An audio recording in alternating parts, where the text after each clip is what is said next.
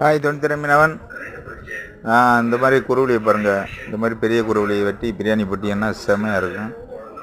நான் அன்றைக்கி சொன்னேன்ல, இந்த மீனை வந்துக்கிட்டு 2 கிலோக்கு மேலே உள்ள சைஸ் மீனை வந்து பிரியாணி போட்டால் பொரிச்சுக்கிட்டு பிரியாணியில் போட்டு விட்டணும். பிரியாணிக்கு போடுற சாதனங்கள்லாம் போட்டு இந்த மீனை வந்து துண்டு துண்டாக வெட்டிக்கிட்டு பொரித்து பிரியாணிக்குள்ளே போட்டு நீங்கள் அப்படியே சாப்பிட்டு பாருங்கள், செம்மையாக இருக்கும்.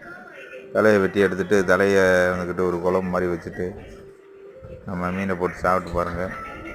அதேமாதிரி இந்த மீனில் வந்து முள்ளெல்லாம் வந்துக்கிட்டு கம்மியான முள் தான் இருக்கும். அப்படி முள் இருந்தாலும் நம்மளுக்கு வந்து முள் பெருசாக இருக்கும். பெருசாக இருந்தாலும் பெருசாக இருக்கிறதுனால நம்மளுக்கு எடுக்கிறதுக்கு முள்ளை எடுக்கிறதுக்கு ரொம்ப ஈஸியாக இருக்கும். இது வந்து எப்படின்னு கேட்டால் பீஸாக வெட்டிட்டு நீங்கள் அதை உள்ளே போட்டுட்டு நம்ம வெட்டும் போதே முள்ளை கழிச்சிடலாம். இது அந்தளவுக்கு முள் இருக்காது. இல்லை சதப்பிடிப்பான மீன் இது. நம்ம அந்த மீன் அவ்வளோ டேஸ்ட்டாக இருக்கும். நீங்கள் போட்டு சாப்பிட்டு பார்த்துட்டு எனக்கு கமெண்டில் சொல்லுங்கள் எப்படி இருந்துச்சுன்னு. முடிஞ்ச அளவுக்கு ஃப்ரெஷ்ஷாக வாங்கி சாப்பிடுங்க. இந்த மாதிரி இருக்கணும் நெட்டி. பார்த்தீங்களா சிகப்பு எப்படி இருக்கணும், இந்த மாதிரி இருக்கணும் நெட்டி நீங்கள் வாங்கி சாப்பிடும்போது. ஆமாம், இந்த மாதிரி மீன்களை வாங்கி சாப்பிட்டுட்டு உங்கள் கமெண்டில் சொல்லுங்கள்.